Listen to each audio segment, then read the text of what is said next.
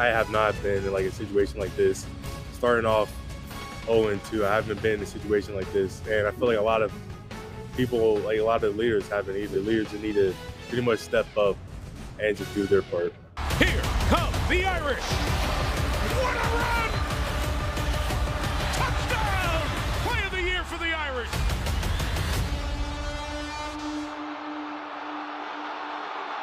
Welcome to the ND on NBC Podcast.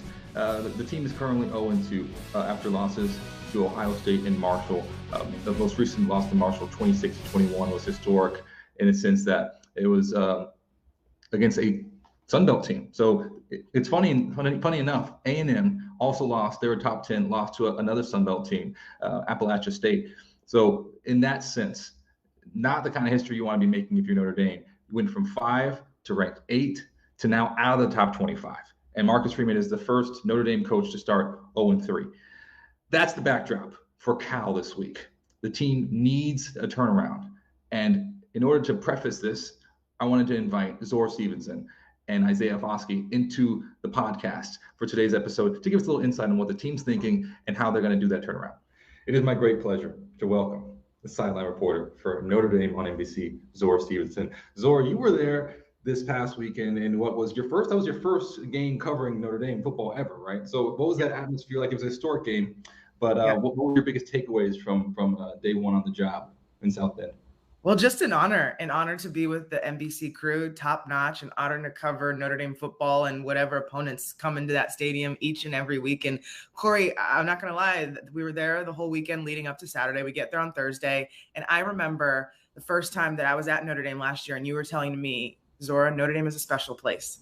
And now every time I step foot on that campus, I remember that line from you. And I found myself walking around campus, went to the grotto, lit a candle. I mean, I just wanted to take in all that is Notre Dame. And I hope I can find some traditions in my own routine to just appreciate the fact that I get to be on that vibrant campus each and every week in the fall. So I'm looking forward to fall in South Bend. Oh, I'm just beaming right now. I got to plug in I got to build up the Notre Dame grad a little bit, especially after what happened on Saturday, Yeah, no, I'm still mourning. I really wanted to wear black today. This is a really sad day for me. And before we get into the game, though, I kind of wanted to just get the general idea, because people don't understand the broadcast, like how you guys come in and do that stuff. So what exactly happens when you get in touchdown Thursday through Friday through Saturday? Can you give us your schedule? Yeah, well, I mean, preparation really starts as soon as the last game ends. So let's go back to last week, right? Notre Dame at Ohio State. And then immediately, Sunday's kind of a lull day for all of us, but Monday, and even Sunday, you kind of want to watch the game back. You want to make sure you have the highs and lows of the game. You want to make sure you watch the next opponent. So I had to watch Marshall, Norfolk State, just to see who all the characters were for the Marshall football team, make sure we could cover them in an adequate way. And then Monday, the producers text me like, hey, who from each team do you want to talk to? So it's prepping interviews for those folks and making sure that we can have some good conversations so I can bring some good stories to the broadcast. Then on Tuesday, we have our full production meeting. Wednesday, we talk to Marshall's head coach, Charles Huff. Thursday, we head to Notre Dame and we get to watch practice, which is great because, you get to see everything happening and all the preparation that the guys are taking. And you even get some stories. I got one story just from watching practice, not even talking to anybody, but watching practice. I noticed that, and I haven't even shared this on the broadcast yet, but I noticed that Marcus Freeman daps up every single player. There's 115 players on the Notre Dame roster. He daps them up with a handshake and a hug every single practice day. I mean, right? Like I noticed that watching. And that speaks to who he is as a coach. Then Friday is a full day of meetings with the Notre Dame athletes and coaches. So we meet with Coach Freeman. We meet with Al Golden, defensive coordinator, Tommy Reese, offensive coordinator. We meet with a bunch of the different players. And that really helps us get more stories and kind of into the minds of this group and what they've been through in the week leading up to preparation, maybe what they really want to show on game day. Then Saturday, it's go time. And for me, it was my first Notre Dame broadcast on NBC. So I'm not, I had a lot of people reach out and like, how you feeling? And I mean, I kind of had a little bit of that angst, right? Like it's excitement, but it's also the pressure, like you want to do well. So I was just trying to stay even keel. But when you walk into that stadium and it's 80,000 people, I cover basketball a lot. And so most of those arenas are 20,000 people, right? But Notre Dame Stadium, 80,000 people, it's electric. It's the type of energy that you kind of feel in your soul. And it's an awesome feeling. And wait until you cover the night games, Zora. That's a whole different level. But so it's funny because the mindset coming in off that Ohio State loss, you would probably know better than all of us, what the offensive coordinator, what the defensive coordinator, what the team, what the players were thinking heading into this Marshall week. What was the vibe? What was the feeling in those meetings? Yeah. So from Marcus Freeman, he was saying that the group was angry. He said every week you want different motivation. So he said heading into the Ohio State game, it was that nobody thought that they could compete with the Buckeyes. That was the motivation. So, different analysts had videos. They used those as motivation. Then going into the Marshall game, it was the hangover from that. They were angry about how things ended at Ohio State, and they wanted to show that on Saturday. It didn't necessarily work out that way, but that was the mindset going in. And offensive coordinator Tommy Rees said the team was frustrated that people were patting them on the back for a loss, right? Like after the Ohio State game, it was like, well, you competed. And then they said, we don't want to compete with the top teams in the country. We want to beat the top teams in the country. So he said the guys were frustrated with that and they felt a sense of urgency. And he said it was a one-game playoff from here on out. That's how he felt that the season, how important that game against Marshall was. And it was just interesting how they came out. It was a complete opposite of kind of everything that we heard. I mean, even in my pregame interview with Coach Freeman, he said, hey, we want to start fast. And they didn't start fast. So it's interesting. I think he was frustrated that all the preparation did not translate onto that gridiron.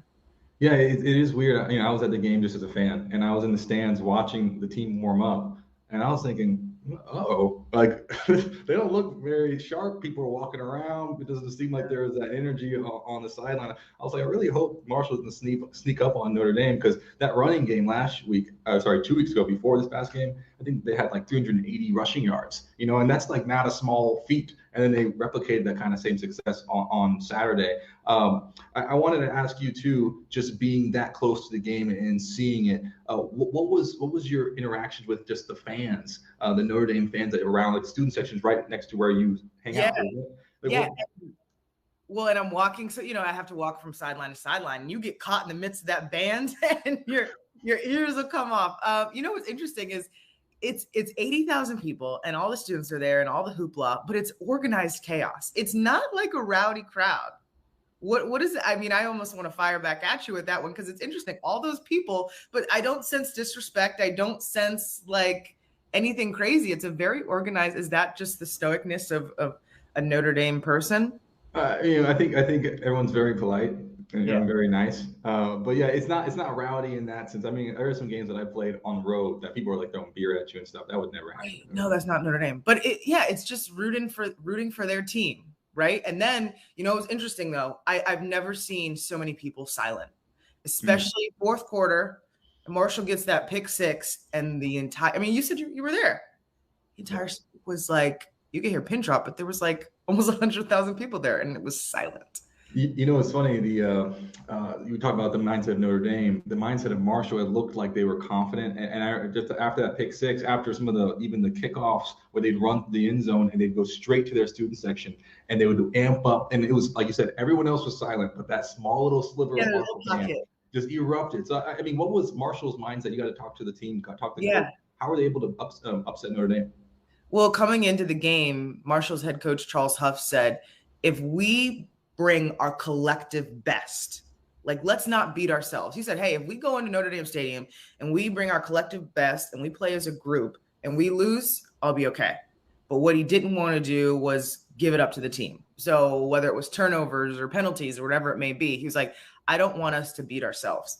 And what's interesting is even after the first quarter, it was 0-0 at the end of the first quarter, Marshall was hype. Like they had felt like they came in there and said, hey, you all are going to respect us today. And you talk about the fact that Marshall didn't look scared or nervous. I think that goes to a lot of the experience on that roster. I mean, there's guys from transfers from Texas Tech and Florida State and, these top schools, and they played in that kind of an atmosphere. Charles Huff, the head coach, was at Alabama for 2 seasons. It doesn't get bigger than that, right? So they were not strangers to the atmosphere. 24 transfers, and that's amazing. Yeah, he told me after the game. He said college football is changing. I mean, you got these mid majors, but they've got some experience, some big time experience because of the transfer portal. And we saw the same thing happen to A&M too, who were upsetting another top 10 App State Sun Belt team. And it is interesting, I think, you're right, the transfer portal does kind of give more room for upsets. It kind of feels like March Madness, like even like an Alabama team against an unranked Texas team, like almost loses, comes down to a last minute field goal. Like college football is it's a little, I think there's gonna be a lot more surprises down the road. And not the best for Notre Dame fans, but as just a general fan of the sport, like you like that the underdogs have a chance. Nobody not Notre Dame fan, not against them. Nobody wants to watch blowouts each and every week. I just as a fan of let's take Notre Dame out of it, right? Like let's go to that App State Texas A&M game. Like I don't want to watch a blowout. I want to watch a good football game. And that's what we're getting. It was a close football game. It was a football game that you had to watch. You couldn't have it on as background noise. You had to be intentional about watching it because you didn't know what was going to happen next. My poor heart couldn't take it. It was, but I think I agree with you that I like watching good games, but just not against Notre Dame. Not your team. I prefer everyone to be a blowout. But I want to ask you about Kyle coming up this week. When you're thinking about stories, not about the team per se. I don't know if you started, all the research stuff, but when you think about stories, what kind of stories are you attracted to as a reporter? Well, for me, especially in the reporting role, like, Jason Garrett, coach, and the analysts, and Jack Collinsworth, play-by-play, they're going to cover the overall themes of the game. It's what can I bring as a nugget that adds to what they're talking about. So, for example, Notre Dame, big story this week is that Tyler Buchner is out indefinitely. He's going to have surgery today. And Drew Pine will now be the starting quarterback. So that's what you're going to probably start the broadcast with. And Jack and coach are going to handle that. What can I add to enhance that story? Well, when Tyler Buchner was named the starting quarterback, Drew Pine was a really good friend to him, right? Mm-hmm. And continued to push him in practice. So now that the tables have turned, how is Tyler Buchner going to show up for Drew Pine? How is he going to encourage his friend? How is that friendship a two-way street? So that's a story that I want to explore this week, and maybe a way that I can enhance the broadcast and give you all a snippet into what's going on with these two quarterbacks. Hopefully I get a chance to talk to some of the players with the Cal team. And, this is a team that's coming in 2-0 and Notre Dame is 0-2. It's like complete opposites. And both of them are playing for something. Cal obviously wants to continue to get it season off on the right foot, and Notre Dame desperately needs a win. So the motivation is there for both sides. It's funny too, because Cal's offense has kind of sputtered in their two games. They didn't start fast in game one. They were able to rally. And in game two, they started fast, but couldn't keep it consistent over 4 quarters. And that's what we saw with Notre Dame's offense of Ohio State. I mean, first half looked good. Second half was disastrous. And then against Marshall, it looked like nothing was happening. I do think what your point about Drew Pine is extremely fascinating, given the current market around quarterbacks, where if you don't get the starting job, your name's in the transfer portal immediately. And I think that speaks volumes about Drew Pine, that he was willing to not go into the transfer portal. And it's funny, like it seems like his whole career has been kind of like, oh, you count me out, I'll wait my turn, I'll prove you wrong. And it's just like that quarterback room is really special. I think you're definitely on to something there. That's a really interesting point.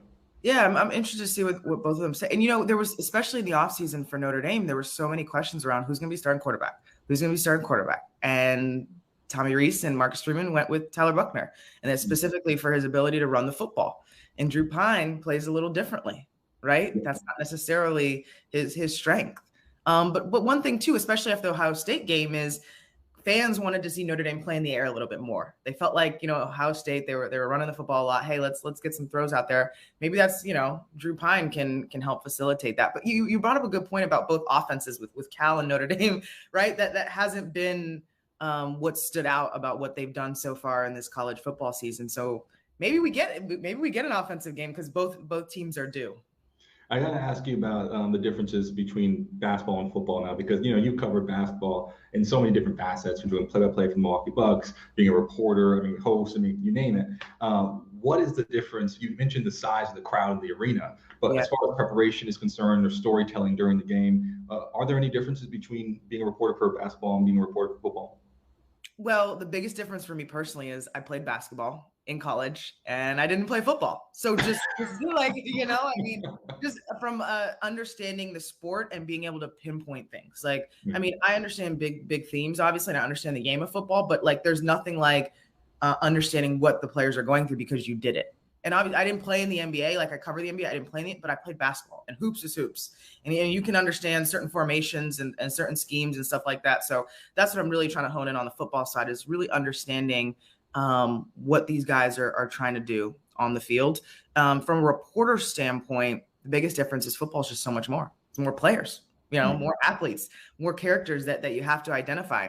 And the helmets, like basketball, I can see their face. So I know, okay, that's so-and-so. Football, it's like you got to know the number. And sometimes you can't see the number. So you need to know the tendencies, the cadence, or even just where they line up. Okay, like if you're right behind Buckner, it's probably estimate. If I can't see the number, it's either Chris Tyree or Audric Estime, right? Just pinpointing different things to recognize the guys because I can't see the faces. That's a really funny point. I didn't think about that because that's I just grew up around football, so I just think, you can always tell. But you're right, everyone has helmets on, and they're so far away. Yeah. Before we wrap up, thanks so much for your time. I got to ask you just a quick lightning round, and we did it with Coach Marcus Freeman to announce this season, this podcast. So I want to do it with you, Zora, and if you're ready, it's gonna be really quick. Just one word, answers, 2-word answers, one sentence, but I'm gonna just throw them at you. Okay. First sporting event you ever attended? Washington Mystics game, WNBA. Go Sticks. Wow. Okay, gotta move on. Motto or quote you live by?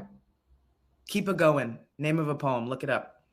Oh, love that. Reaction to when you met Giannis for the first time? He said he knew who I was, and I'm not going to lie, in that moment, I texted my husband. I'm like, Giannis knows my name. I had a little moment. Didn't show it to him, but I had a moment. He was like, yeah, I know who you are. No, now Giannis knows the story. Your favorite meal? Chicken wings. I'm not eating meat right now, but my goodness, do I wish I could have some hot wings right now. And what are you obsessed with right now? It could be a show, it could be a song, anything. My guilty pleasure go-to is the Housewives of Atlanta. When I just want to get away from work and everything, Housewives of Atlanta, my go-to. And then what would you want to tell future Zora to know at this time next year? Absorb it all and continue to have gratitude. Wow. That's a really beautiful thing to tell your future self. Yeah, these, and Corey, I feel like we share that same sense of, I don't know. I feel your soul a lot of the time, and it's just that Zen nature of you. And we got to absorb the moments because this moment right now will never happen again. So we got to live it. Yeah, I'll probably see you at the grotto sometime. Now I know where to find you on campus. Thank you so much. I'm so happy that you're part of the Notre Dame on NBC broadcast. We're lucky to have you. And best of luck this weekend against Cal. I appreciate it. Thanks, Corey. So it's my pleasure to be sitting here with Isaiah Foskey. Welcome to the podcast, Isaiah. This has been a pretty tough 2 weeks for your team, 0-2. Where is your head at right now as a senior leader on this team? My head is right now is just beating Cal, but that's all we can do is one game, one life. We're pretty much done with Marshall. We soaked on it Sunday, basically the whole day Sunday, practicing and watching it, reviewing it. But now we're moving on to Cal, and that's what the whole practice, we call it Bloody Tuesday. So we're pretty much focusing on Cal right now and just pretty much just moving forward from that. But we are 0-2. We just have to state the facts there. What are jumping out? What's jumping out from Cal when you watch the tape? What's jumping out from me is just how much they pull. There's different variations of pulling that they do. We call a blast when the tight end pulls into the B gap. A lot of trap plays, a lot of blast plays, the different type of variations of traps. But for me, it's just the variations of trap that's a little bit difficult for the interior and for the outside guys, because it's something that we haven't seen before. It's a little bit in different technique, but I feel like it's something that we can handle. We were doing well today in practice for the first time seeing it. When you think about all the experience you've had playing big games, bouncing back from adversity, how do you do it on this early in the season? Have you ever been in a position like this ever? Unfortunately, I have not been in a situation like this.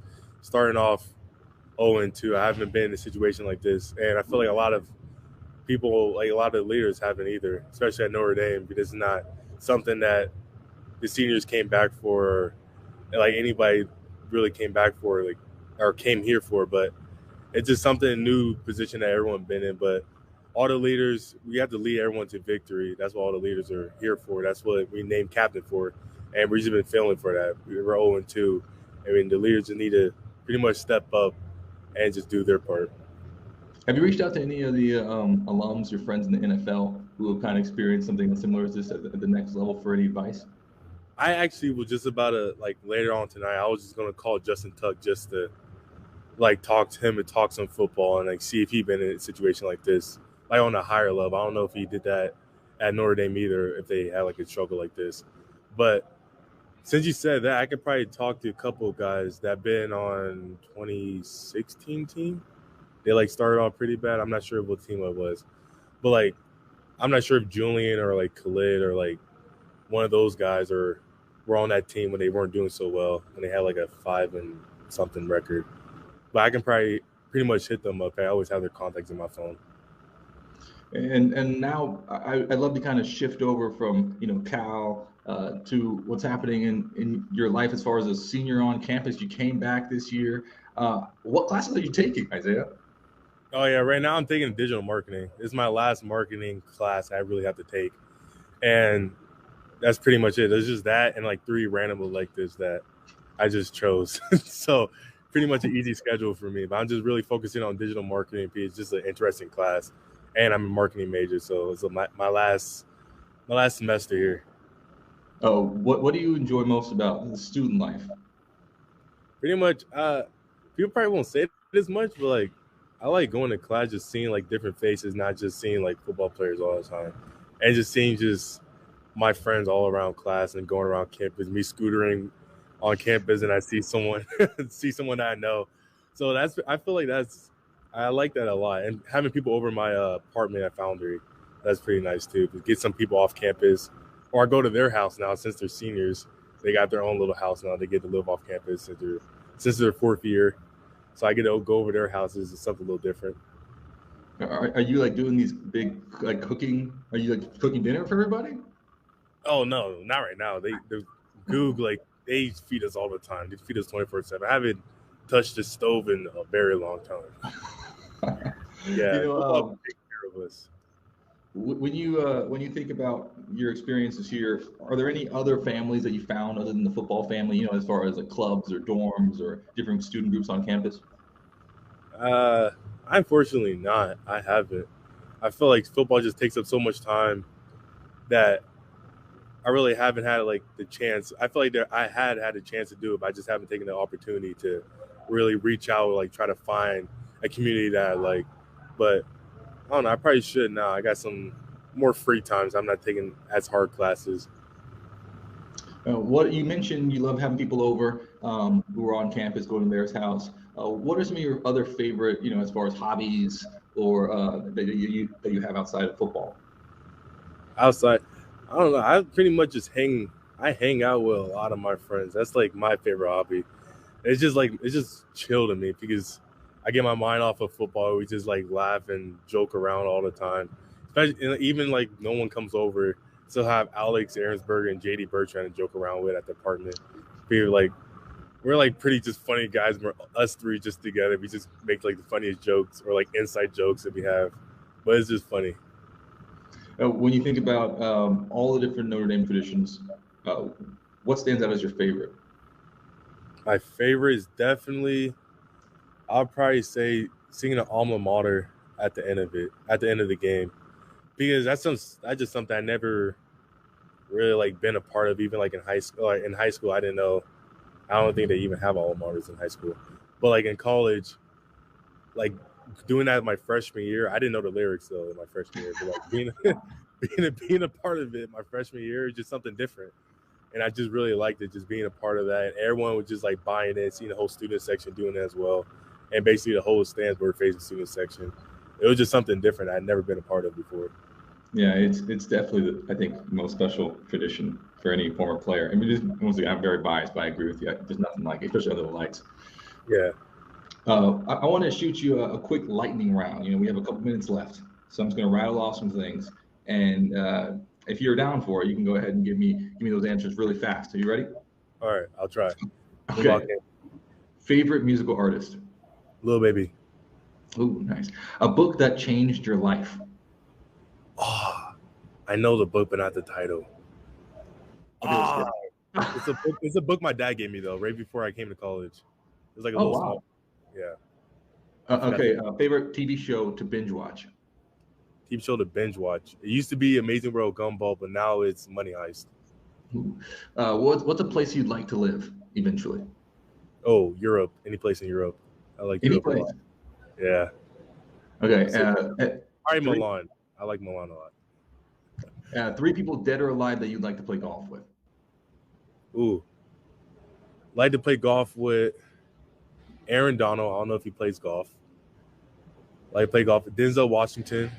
He's a great like motivator, and just like I feel like he has a lot of stuff to talk about. And Martin Luther King, he's just a great like leader that pretty much everyone knows and like leads off of. That's a great foursome in golf. My goodness. I want to go back to Milan really quick. You spent 10 days there earlier this summer? Yeah. Oh, it was like around 11 days. Yeah. What was that experience like for you? Was that your first time abroad? It was my second time abroad. The first time abroad was like a couple months before that, going to Costa Rica.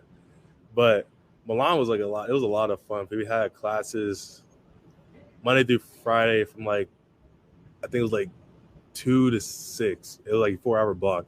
It was 2 to 6. So you had time before and after classes. And right after class, there's this thing called aperitivo that they have, where you just have little bites of like it's like appetizers really. You have little bites of that and then just like wine. And it's like pretty much drinking wine like almost every day. That's like what they do. So you just sip on wine every day. So that was like my first time really like drinking wine. And I was like, I didn't like it. But then I started liking it. I saw everyone else start doing it. I was like, okay, let me just buy into the culture since I'm there. But that was a lot of fun. But that was pretty much Monday through Friday, that's what it was. And then on the weekend, we went to Florence. Pretty much did the same thing, but didn't have class, though. We just did a lot of museum tours, walking around, just trying to see the whole, pretty much all of Florence and just take it all in. But it was a really fun experience, a really fun trip. Did you see the Uffizi in Florence? Did you see like, so what museums did you go to? It was a museum that had like it was like a whole bunch of sculptures everywhere. I forgot. It might be Uffizi. That sounds so familiar. But there was some names I just don't remember because I don't like speak the language. So, like, a lot of it goes over my head. So, like they say it, and I'm just, okay, that's nice. Yeah. Before I have one more question for you about your dad and that book, but before I go there, I have to ask: the pasta, did it live up to your expectations? Oh yeah, it did. But the pizza like went beyond my expectations. I didn't know the pizza was going to be that good. Now that is something I did not know. Okay, pizza. Okay, what was the pizza that blew your mind? It was just the margarita pizza, the simple like pizza. I didn't know pizza can be that simple, just be that good. I'm not even like a cheese. Like if I go to pizza place, I don't get just plain cheese, but that's what basically the margarita pizza was, and it was just really, really good. And to wrap up our conversation, you mentioned that your dad gave you a book before you came to college that changed your life. How did it change your life? It was just stuff that going into college that a lot of people don't tell you about. That's what the whole book was about. It was like the top 3 things. And like the big thing that pretty much like is like going on right now is just don't listen to the outside noise. It was like a student athlete type of book. But like one of the points, like it was like going bad, like how it is right now, we're 0-2. And the guy was like talking about everyone was just like bashing on him and saying how bad he is and how bad the team is. But like he was just saying the biggest thing he took away was just don't listen to the outside noise and just focus in and lock in on what you have to do. And that's basically what I like fell back on. That's what I'm trying to do now. Well, best of luck to you. We can't wait to watch you on Saturday. Thank you so much for joining the podcast, Isaiah. Thank you. No problem. Make NBC Sports Predictor a pregame ritual every week. Play Irish Pick'em for free and have a chance to win $10,000 each week. Rush the end zone and download NBC Sports Predictor app today on the App Store and Google Play Store. Thanks, Isaiah, for joining. I know I got to go to Milan. I've never been, and now I know I have to get a margarita pizza there. Apparently, they're mind-blowing. So when we think about this game at Cal, a couple things to look for. Zora mentioned it, quarterback play. What can Drew Pine bring to this team, and can he get anything going on the ground? And I think the biggest thing for me is just, can Notre Dame get a win? This is a critical moment. And it's now or never. There's still a lot of games left. But this, in my opinion, is going to be, well, who's going to come down to which offense is going to be able to find their rhythm earlier and keep it steady. And that's something that neither team has been able to do so far. We'll be back next week with reactions to the matchup versus Cal. And we look ahead to the next game for Notre Dame, which is a road game at Chapel Hill against UNC.